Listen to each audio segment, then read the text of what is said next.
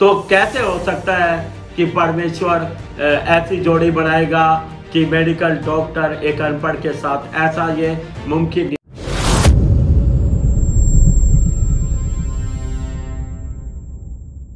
तो सुसमाचार प्रचार एक ऐसी सेवकाई है कि सुसमाचार सुनाने से आत्माएं बचती और परमेश्वर का राज्य बढ़ता है।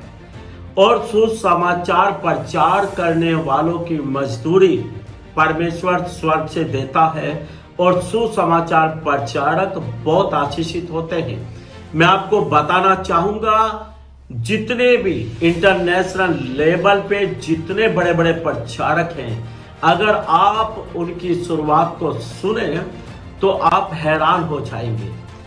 कितनी गरीबी से वो उठे, कितनी समस्याओं से परमेश्वर ने उनको निकाल कर खड़ा किया और उनके जीवन को बहुत आशीषित किया।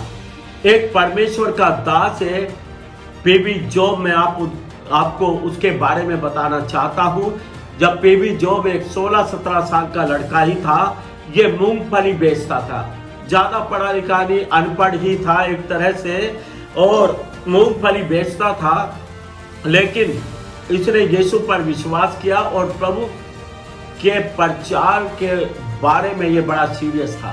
सुसमाचार सुनाने का बड़ा इसको बोझ था। और मूंगफली बेचते बेचते अचानक क्या करता था कि जो हम जिसमें हम मूंगफली लेते हैं, कागज का वो बोंपोसा बना के उसमें मूंगफली डालते हैं, उसी को वो बना के ऐसे मुंह में लेके जोर जोर से बोलना शुरू कर देता था। और जब लोग उसको देखते थे कि ये लड़का क्या कर रहा, पागलों की तरह क्या ये बोल रहा, तो 8-10 लोग जैसे उसके चारों तरफ खड़े हुए और वो प्रभु यीशु का सुसमाचार सुनाना शुरू कर देता था उन लोगों को। कुछ लोग पागल है कह के कुछ कह के निकल जाते थे, लेकिन कुछ लोग प्रभु के वचन पर विश्वास करते थे।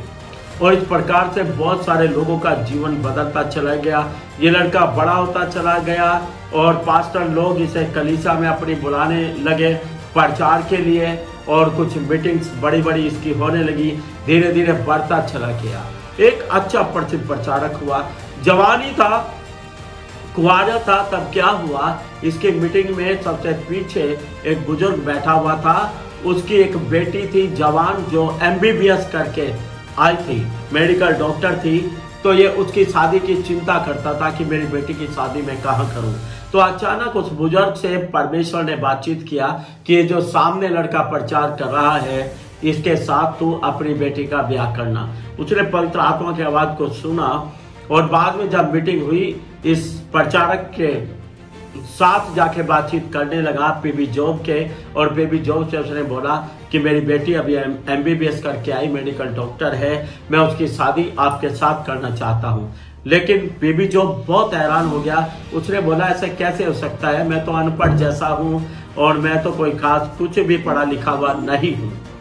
तो कैसे हो सकता है कि परमेश्वर ऐसी जोड़ी बनाएगा कि मेडिकल डॉक्टर एक अनपढ़ के साथ? ऐसा ये मुमकिन नहीं। उसने बोला मैं नहीं समझता ये परमेश्वर की अगुवाई होगी, ये परमेश्वर की ओर से होगा, मैं नहीं समझता इस बात को।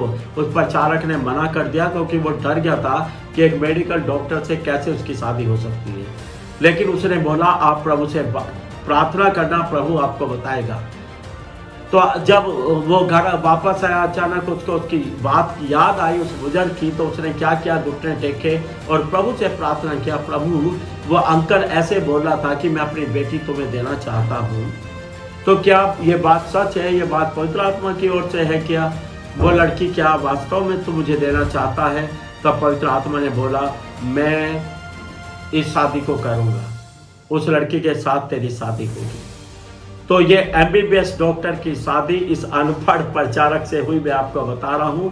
बाद में ये अनपढ़ एक बड़ा विशाल महान प्रचारक हुआ है पीबी जॉब। दिल्ली में बहुत सारे लोग और बहुत सारी हिंदुस्तान की सेवकाइयां पीबी जॉब को अच्छे से जानती हैं। एयर प्रीचर हुआ। मैं जो इसकी घरवाली का जो एक हॉस्पिटल है दिल्ली के अंदर, मैं उस हॉस्पिटल में गया हुआ हूँ।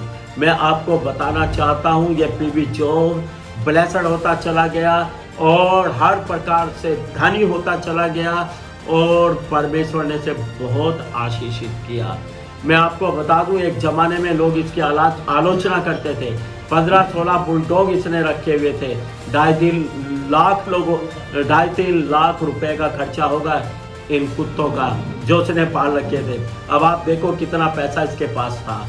लेकिन मैं एक उदाहरण वैसे ही दे रहा हूं कि कैसे परमेश्वर ने इसे मूंगफली बेचने वाले से लेकर एक बहुत बड़ा धनी व्यक्ति और एक महान प्रचारक बनाया है। तो सुसमाचार प्रचार करें, आशीषों को ग्रहण करें। यदि वास्तव में आप महान आशीषों को प्राप्त करना चाहते हैं तो परमेश्वर की इस महान आज्ञा का पालन करें कि जाओ सारी जातियों के लोगों को मेरा चेला बनाओ, उन्हें पिता पुत्र पवित्र आत्मा के नाम से बपतिस्मा दो और जो बातें मैंने तुम्हें मानना सिखाई उनको सिखाओ। आमीन। तो सुसमाचार प्रचार करें और आशीषित हो जाएं। जय मसीह की।